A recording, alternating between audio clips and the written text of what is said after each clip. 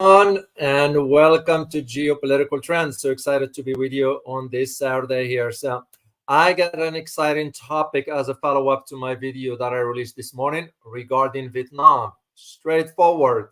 Is Vietnam being tricked or fooled by the US to side against China? This is what I'm going to be tackling here. Provide you with my assessments and just to share some understanding about geopolitically speaking, where things might be heading out in that part of the world. But before I do this, like I always extend my sincere thanks to the channel supporters, members, and viewers, you. And if this is your first time here, please make sure to subscribe. I will greatly appreciate it. So I have a few announcements briefly to make here. Next Tuesday, I will be doing the weekly health discussion with Dr. Stewart. So next week on Tuesday is going to be on a 1900 hours. That's when it's going to be. And the topic will be about stress and anxiety. So this is for if you are interested in learning about this one. And I'm going to share the link with you just for you to be aware of that channel. It's something to learn about. Oh, Osiris, there is my man. Thank you so much for your support, Osiris. I can't thank you enough. I truly, truly appreciate it. And I want you to know I don't take your support or any other members of the channel here for granted. I just want you guys to, all of you to know this. I don't take it for granted. So I'm very grateful. Thank you so much, Osiris. I truly appreciate it. My next announcement has to do with the course. I launched a government course on Tuesday, as a matter of fact. Oh, that reminds me, I have to move now the live on Monday. Because on Tuesday, I will be doing the first chapter of the government course that I'm going to be teaching live. And it will be live, through Zoom. That's when I'm going to be doing it. That's about it. So let's dive into our topic. So what I'm going to be covering today, we'll be talking about, like always, I start with the questions, just to get you thinking to see where the trends are headed. By having the President Biden, that is after the closure of or conclusion rather of the G20, went directly to Vietnam. Didn't go to any other country but to Vietnam. So is Vietnam being fooled here? So, and of course, I'm going to share with you whatever the info I have, and you reach your own conclusion. The second question we need to ask is, hypothetically, will Vietnam side with China or will it side with the United States? Okay. And the third question, which will have to be tied to what Vietnam does, is how that's going to impact Laos and Cambodia. Because you cannot think, oh, just going to be Vietnam by itself. If you look at the map, which I will share with you the geography of Vietnam to put this in perspective. So, well, like I said, President Biden went over to Hanoi, Vietnam, that is, for a special visit. With the visit in itself, which now the Chinese are looking at it as a way of raising the specter of a new Cold War in that part of the world, playing out in the entire Southeast Asia. Are we looking at a spectrum of a Cold War? What do you guys think? Yes, there is the rivalry between just China and the United States. But if you look at history, it was the same thing before, the rivalry between the Soviet Union and the United States, and yet it pulled into a Cold War. Are we looking at the same outcome here? And this is why, at least the Chinese Foreign Ministry spokesperson Mao Ning advised Washington by saying, and I quote here because I found the quote, I had to read up, Washington should disregard its hegemonic and Cold War mentality, end of quote. Was the Chinese Foreign Ministry spokesperson right on this? What do you guys think? So now, before I'll move forward, like I always say, it is very important to understand that the history and geography. And I'm going to provide just a brief assessment, a brief narrative on both of them. So let's start with geography first. And I'm going to leave it here for you guys to see as I cover a few things to put in perspective here. So Vietnam, so located in Southeast Asia, on the east side of the Indochina Peninsula. So, and it is bordered by Laos and Cambodia. That is the reason why I said what I said at the beginning, because you can't, for whomever thinks that you can dissociate Laos and Cambodia. I was in Cambodia a few years ago, and most of the conversation was about if I am to go north, yeah, you will be right there near going into Vietnam at that time and so forth. So, and there is this understanding of the culture in that part of the world, which mainly sort of tied to China somehow. So, and we will see why.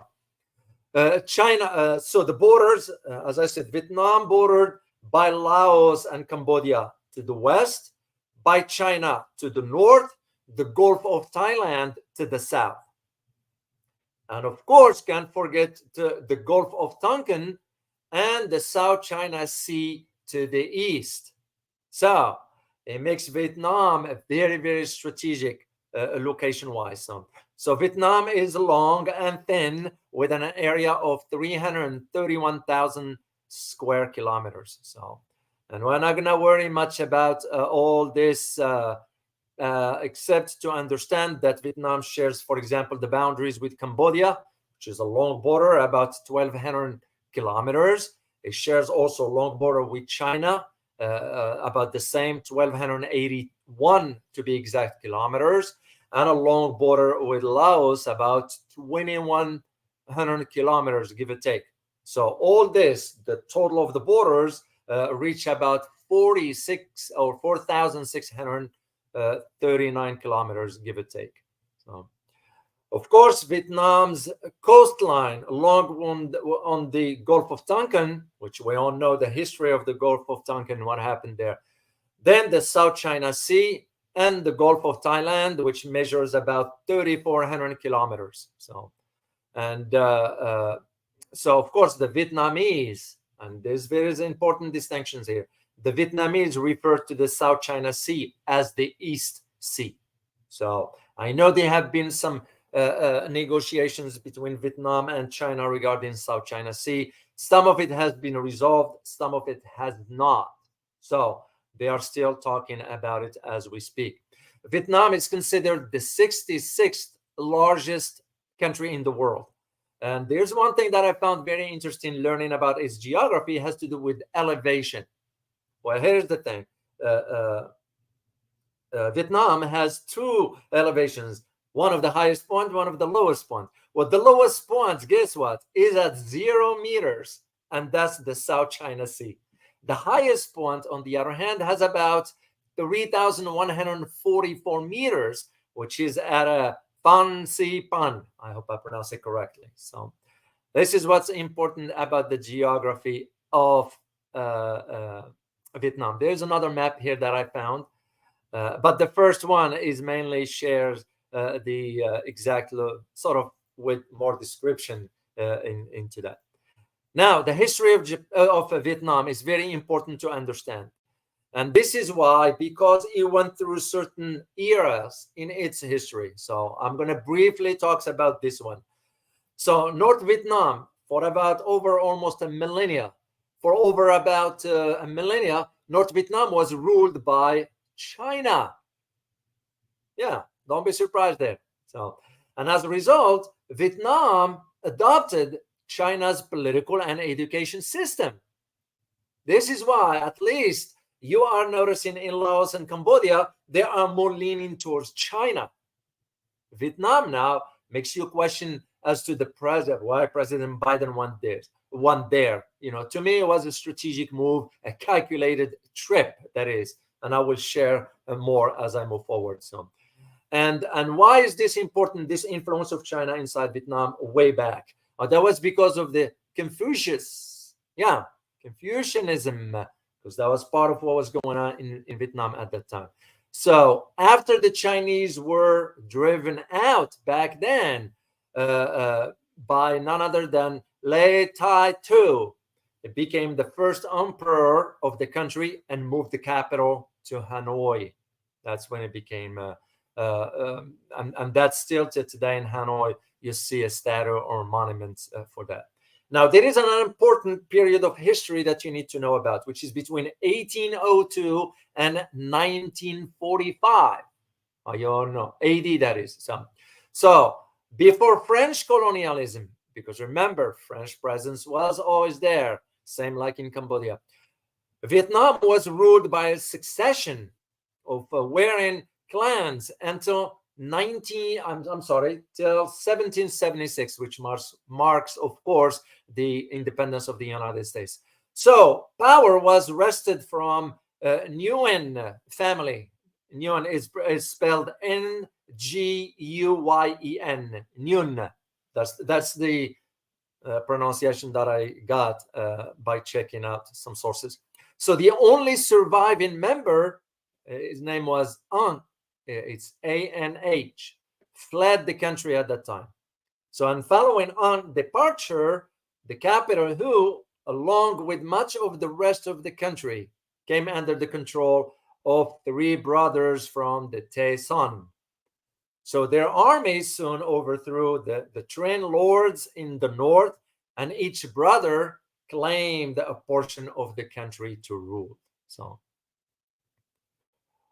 now China saw this power shift as an opportunity to regain control and once again take over Vietnam. And the Chinese were soundly defeated. However, during the Battle of Dong Da in 1788 and 1789, that was the time when it was, and were forced to retreat. So for the first time in history, for over 200 years, okay, North and South Vietnam became united as one country. Now, you move to the period of 1887 to 1954. What happened there? That was the French colonial period there. So, and this French occupation was largely negative for the Vietnamese people. And there were a few, I would say, few positive changes according to historical records. So mainly primary schools were opened, and after its foundation in 1902, the University of Hanoi became the key institution of learning at that time. So then you think about the First Indochina War, 1946 and 1954. So that after the fall of France during World War II, Japanese rule slowly replaced the French government in Indochina. Looks like Japan did a lot of damage in the area in many countries, if I may say so. So resistance by the Vietnamese to both regimes was led by none other than Ho Chi Minh. He was the head of the Communist Party then. And in 1945, Vietnam declared its independence officially. This, however, was not the last of Vietnam's foreign occupation, and true independence has yet to be won. For 9 years of guerrilla war was carried against France, finally ending in 1954 after the Battle of Dien Bien Phu. So then an agreement, of course, after that was reached, officially ending the war, which was signed. And once again, Vietnam was divided, this time into Communist North and Catholic-controlled South. Then comes, of course, the major one, the Vietnam War, 1955 to 1975. Of course, this is why I'm wondering, when President Biden went over to Vietnam, how did Vietnam people felt? Because there is no way they could forget. Of course, the young generation, they're not going to know. They're going to know what happened with the loss of 3 million Vietnamese and what we did in Vietnam with the atrocities committed and the testing of weapons and so forth. So 1959, the North led by campaign to liberate the South, fighting resumed, of course. And of course, thousands were displaced and killed. Well, disliking the North was pro-communist at that time ideology. The US and other foreign countries began sending troops to combat what it saw as communist expansion. Of course, that entered into the era of the Cold War. This is why I asked the question at the beginning. Are we going to be looking at another front, Cold War, in that part of the world, based on the statement by the Foreign Ministry of China? And in the ensuing years, approximately 1.5 million troops and civilians died from causes directly or indirectly related to the fighting. And in 1975, following years of protest and decline, even here in the U.S., that's where the support, sort of the civilian American citizens were against Vietnam War. Foreign fighters finally left the country. That led to another period in the history of Vietnam known as the reunification. Almost immediately after the foreign withdrawal, troops from the north pushed their way into Saigon, and the name of the southern capital was soon changed to Ho Chi Minh City. Over the next few years after that, tens of thousands of anti-communist dissidents yes, fled the country. And it will not be till about 1980s or so that Vietnam will truly begin its recovery. That's so today, of course, the peaceful yet busy cities of Vietnam, because Vietnam is moving, seeing a little bit more into what it is. And this is why, and I have a link here for you guys that I need to share with you. As far as, okay, where do we see this is moving? And why the US sees Vietnam as crucial in its strategy to contain China. Don't tell me that the US went to Vietnam because they care for Vietnam. There is no such thing. In international relations, geopolitics is all about national interests. That's the name of the game. And there are two main things why President Biden went there. One of them has to do the boosting the cooperation, of course, on specific commodities in economics, mainly chips. And the second one has to do with access to rare earth minerals. And I will tell you why that is. Oh, sorry, let me move this one out. Then I'll share one more picture here. That's part of the history of, pardon me, of Vietnam. So this is what's very important to understand. So the two main things is the chips, because now we are, as I said in the video, the policy we approach by sort of blocking certain export of chips or forcing other countries not to allow sale of their either equipments, chip equipments, and so forth to China. Now it's backfiring on us. You have companies right here in the US now are struggling because they don't have access to certain aspects of. And this is what Biden, President Biden, Uncle Joe, won over to Vietnam. So what I found very interesting before I move forward, and here is one thing that you won't hear much, even though it was published in the US media. I had to dig into the historical records. That's why sometimes it takes me time to find. And what I found was it was a call inside Congress by a member of Congress at that time. Guess what? To resend the US military to Vietnam. And the title says, and I'm going to share it with you, the US military should return to Vietnam. I was disturbing when I found that out. And by the way, it was published in 2021, which only a few years ago. As a matter of fact, that's where I found that picture, which I give the credit, the picture, to the Associated French Press, or Foreign Press, that is. So let me share the link with you, because you need to take a look at this later on if you like to read it, or I'm going to post it for you in the description later so I can keep moving with the conversation here. So what was disturbing about this? What was disturbing about it? It's, first of all, it was recommended by none other than Charles Kong-ju. Now, this individual, which I have his picture because he was a member of Congress. So when you are a member of Congress, it's public record. I'm going to share his picture here for you. So This is the individual who used to be at that time. He's an American politician who served as U.S. representative for Hawaii 1st Congressional District, and he served from 2010 to 2011. Okay. Recently, or not say recently, 2022, he was appointed by President Biden as the secretary of the American Battle Monuments Commission. So whatever that means anyway. So, and this is why it's very important to understand. Of course, it was disturbing to find out that he was calling for the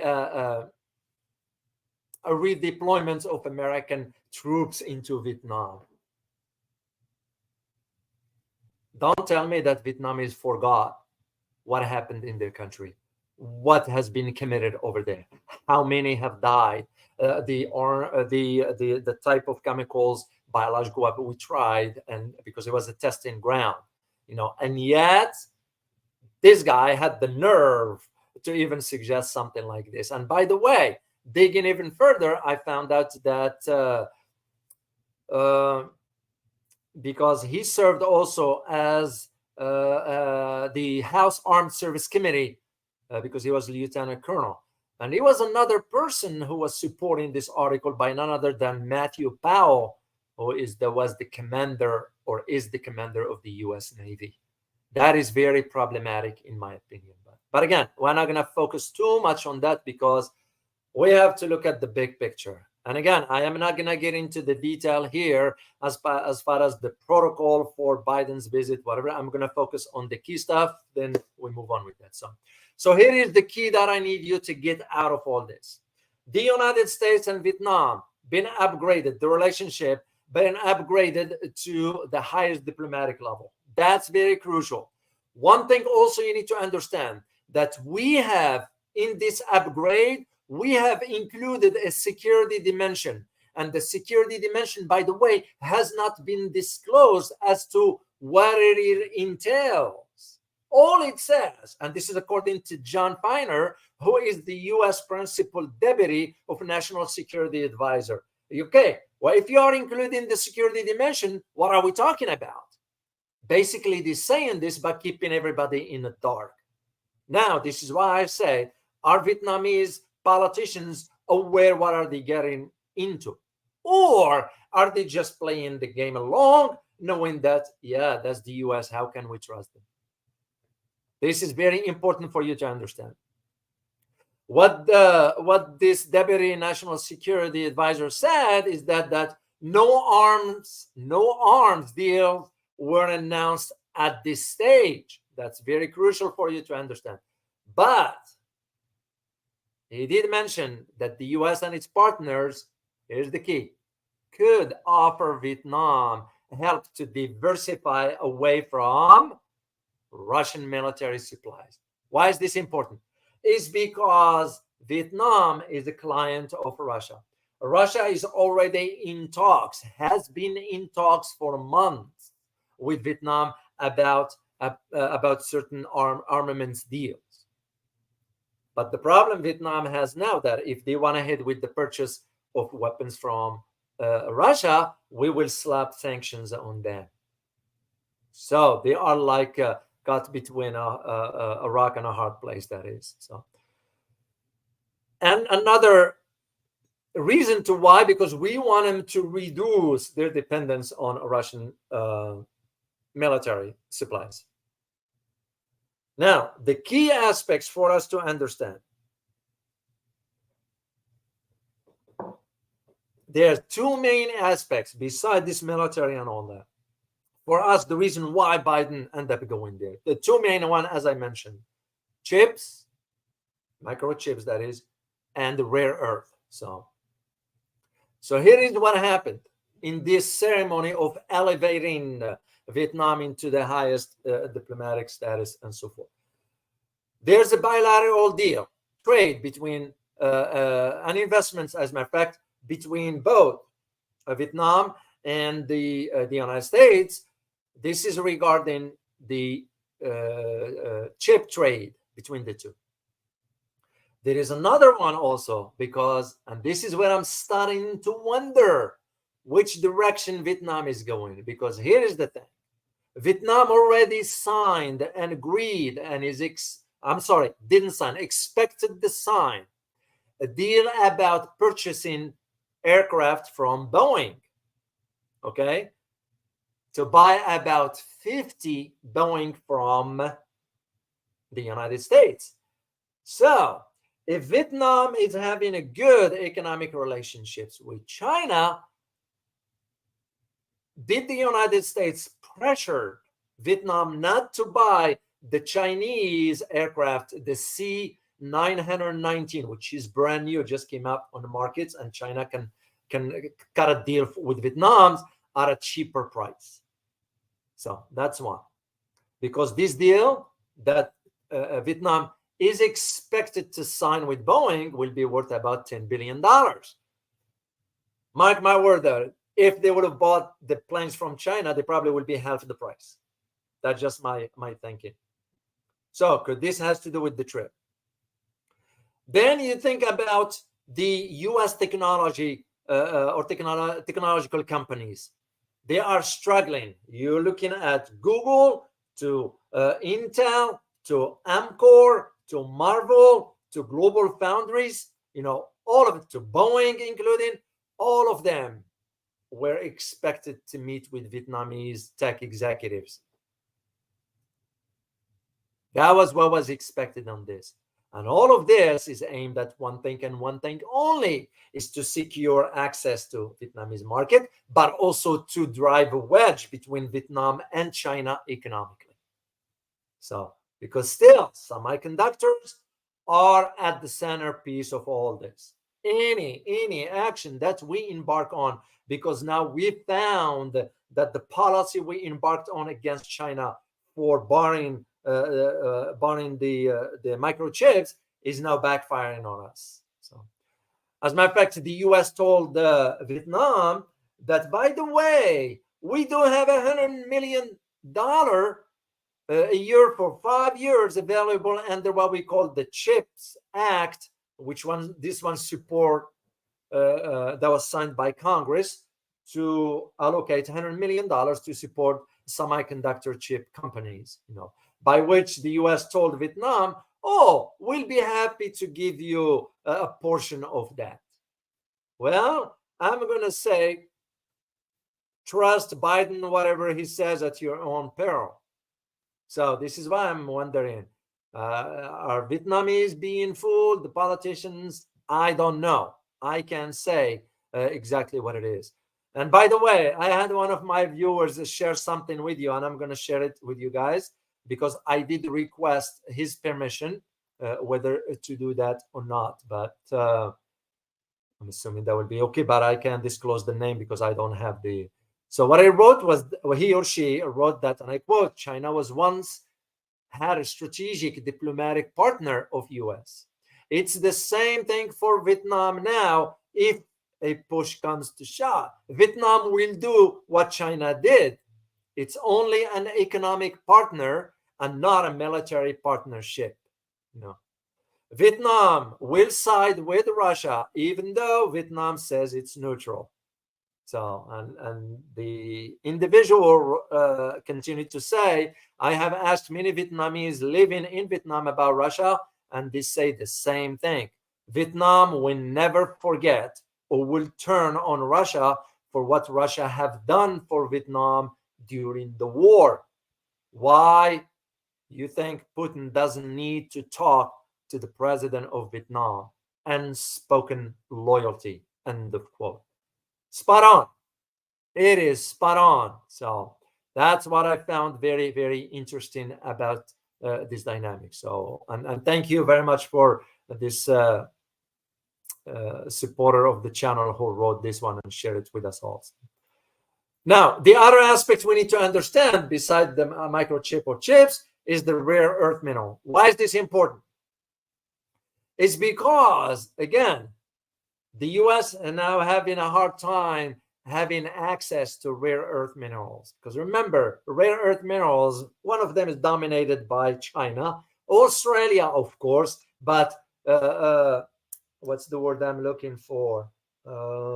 Logistics makes it very challenging.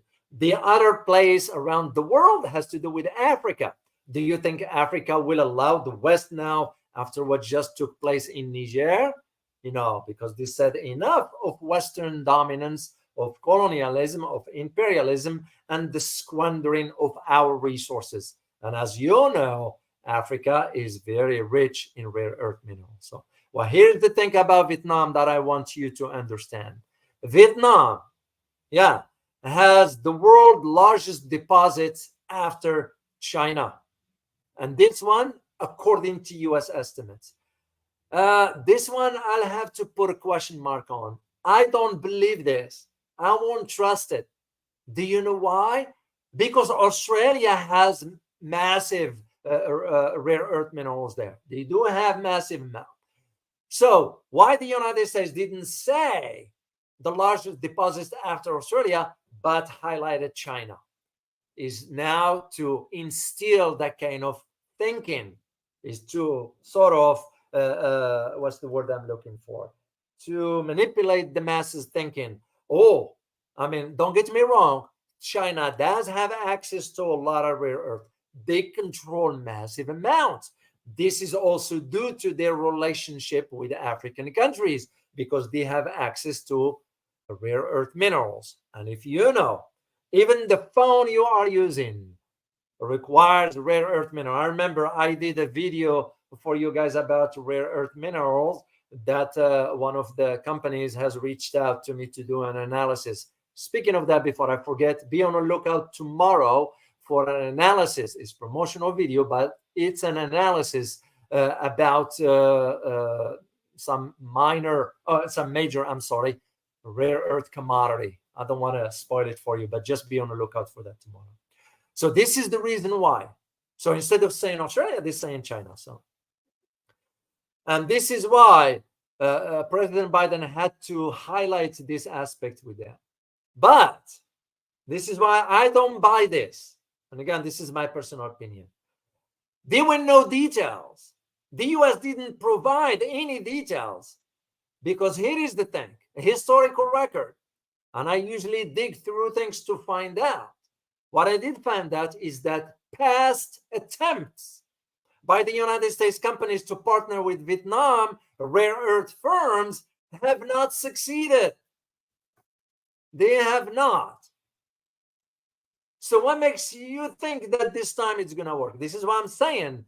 And there is a reason why I put the title, Is Vietnam Being Fooled? That's the way I see it. No.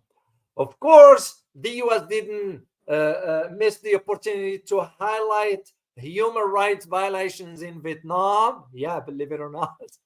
And especially when US officials criticized Hanoi, listen to this carefully, for jailing activists and limiting freedom of expression. How convenient when we do have censorship right here. We are going to other countries dictating the terms to them. Oh, you have to allow freedom of expression. That's just like what just happened yesterday in Canada. I think they had some meeting of Congress, member of their Congress, Parliament, whatever, and all of a sudden the law enforcement's coming hard on the protesters who were protesting peacefully because they were expressing their opinions by putting placards about how the dictatorial style of Justin Trudeau, the tyranny, and yet they are coming down hard on this protest. So where is the freedom of expression?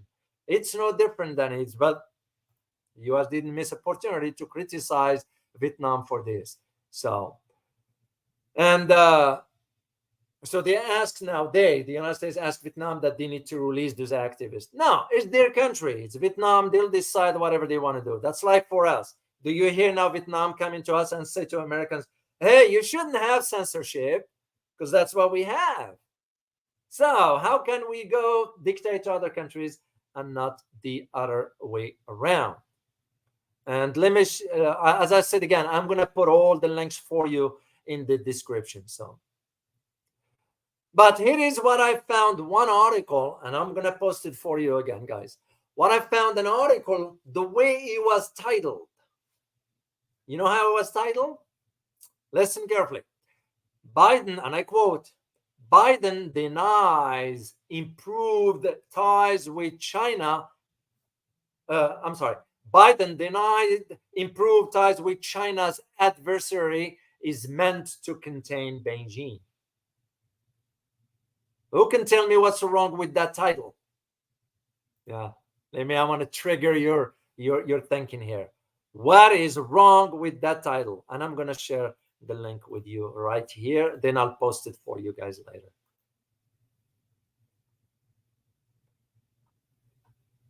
All right, let me share this with you so you'll see it.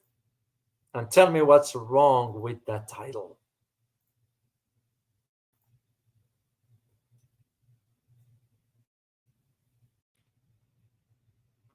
All right, can you guys see it?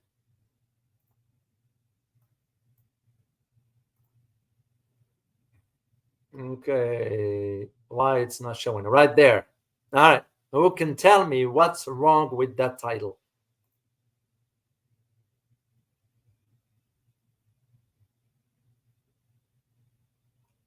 And I know sometimes it takes a while.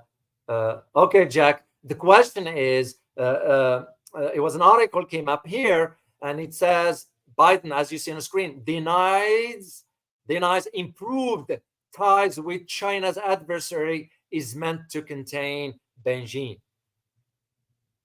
That's one, Boone, double speak. Yeah, but there is a keyword there I'm looking for. Keyword adversary. You are correct. Adversaries.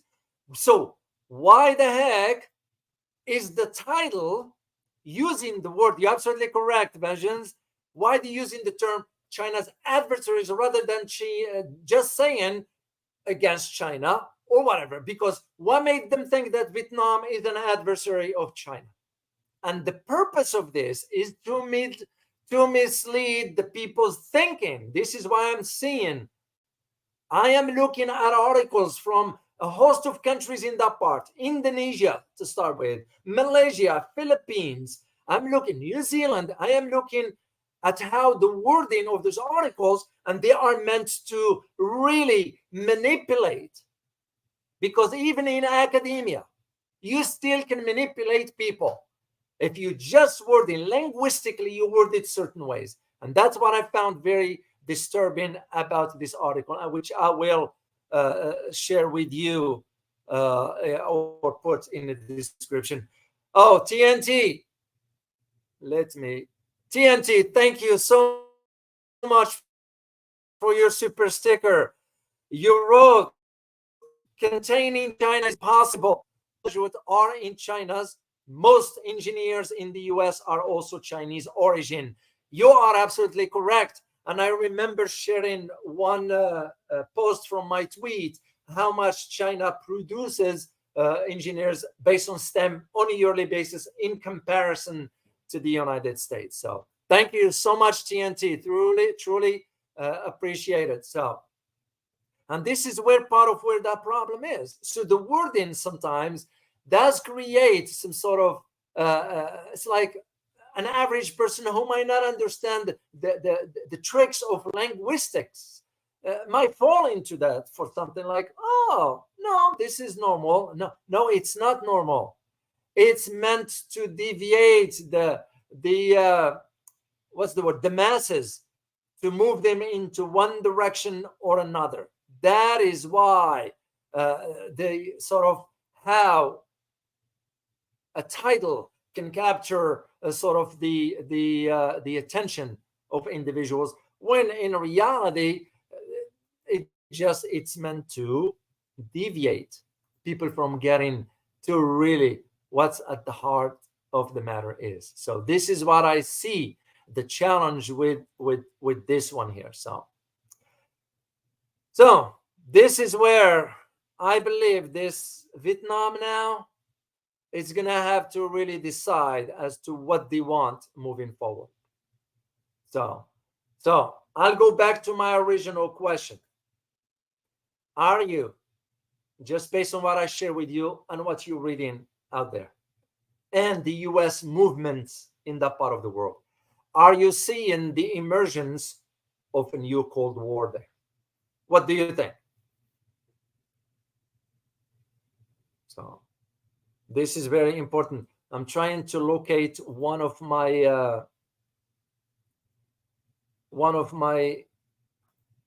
Twitter that show that these exact numbers about the STEM students, the science, engineering, technology, and mathematics. So, and I couldn't find it yet, but that's because I get so many, so I don't remember which one it is, but it's okay. At least, I mean, the difference, the bottom line to it, the difference was substantial between the two. So very, very, very, very, very substantial. And that's what triggered my attention into what this can be. And yet we don't hear much about this one sort of right here in comparison to what's taking place on the ground. So, I'll try one more time just in case, but I doubt it. I will find it.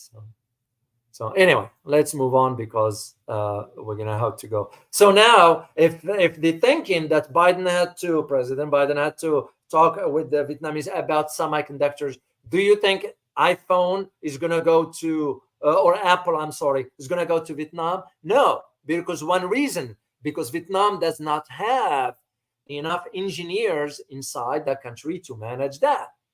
That's simple as it is. Nothing against Vietnam. It's just Vietnam is not. It's getting there as far as the infrastructure. Vietnam today is not Vietnam from 30 years ago. It's certainly improved. I mean, I know people in Vietnam, and I talked to some. I've been close by in Cambodia, but I've never been. So the idea of thinking, oh, all of a sudden Biden talked to Vietnamese, that means most of the tech companies. Well, we all know iPhone or Apple, that is, left India. They're not going to go to Vietnam instead. No, because Vietnam does not have the infrastructure it needed to. So where are they going to end up? So they have only the other option is China. So, and this is where that challenge is going to be. How they're going to manage that, it's remained to be seen. So anyway, guys, I'll take one question if you have any. And by the way, once we reach 100 members on the channel, so please, if you want to become either channel supporters or a member, I will greatly appreciate your support that way. And if this is your first time, please make sure to subscribe. I would greatly appreciate it. That's I don't know how else to say it to you, because that's the only way I can ask you for your support. So I will greatly appreciate it. So let me take a question from, I have one in front of me here from Jack. So Jack wrote, and I quote, the US old 1970s idea of containment of China via Vietnam using economic sanctions and military means. Cambodia and Vietnam going to be proxies between East and West, like in the past. Yeah, but this is only, Jack, if they move into that direction. I don't see them in the right mind. They will be doing that, because that will be suicide, putting themselves in a. This is why I use the term Vietnam dancing between two giants. You know, the US and, yeah, they are one of you guys. One of the comments was, well, Dr. O, they don't need two giants. There's only one in China. I see your point, and you're absolutely correct, you know. But I had to highlight it through that title that there is now this really dance of the Cold War, that whomever is going to cut in the middle, they're going to be impacted one way or another. And I am concerned that if Vietnam is going that direction, it's not going to bode well. Because remember, as part of ASEAN already saying, well, we want to stay neutral. But can you see Philippines staying neutral? It's a challenge at this point. Now, you're hearing about what's going on in Indonesia, Malaysia to a degree, and now Vietnam. Of course, for Laos and Cambodia, they made it clear they are staying on the side of China, you know. And I'm not saying this out of fear. No, it's because some countries do not want to be caught in the middle between, because that's what it will be this Cold War about. This is why Singapore, as I shared with you yesterday, the statement by the president is to highlight we are aware of what lies ahead, but we prefer to remain neutral. Vietnam's going to have to be very careful how it proceeds, because Australia is gone, Japan and South Korea, as I always say, is gone. Vietnam, Philippines, I consider it going into that direction. New Zealand, we have to wait till next month and see what the outcome. So for now, yes, that's what it was back in the 70s. The height of the Cold War during that era, it pulled the world into two bilateral, because that was the world sort of bipolar at that time. We don't have, and we are not going to have that.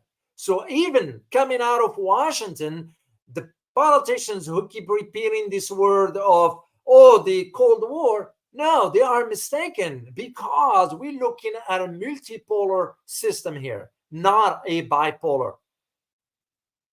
And this is how I see it. Like I said many times, the new multipolar system will be based on economic blocks. So countries in the region is going to have to think about their economic prosperity and well-being. Use Australia as a case in point. Talk to Aussies inside the country. And you'll remember when I had the conversation here on this channel with Robbie Barwick, someone I trust. Robbie is the head of the Citizen Party, somebody that I believe deserves to be the PM, because he cares for his country and he's not willing to play that game. And he did break down exactly what the conditions are in Australia. And why is that? Because economics. And this is what countries in Asia will have to really think hard moving forward. So yes, Vietnam, possibly they might sign that deal for 50 aircraft from Boeing. It's just a verbal for now. Nothing is confirmed, but it just, to me, it doesn't make any sense. Are they doing it just to please the Americans? I don't know. I am not there to know exactly for sure, but common sense suggests to me, why pay 10 billions when you could pay 5 billions and use the 5 other billion for some other projects. So anyway, guys, I hope you find this very informative. I'm gonna have to go do some gardening because the fall is coming, and I have to plant the stuff for the fall, because I don't eat food from outside. I don't like it, and from health reasons. That's the reason why I did the health channel. Make sure to check it out, guys, because we'll be talking about some key topics there.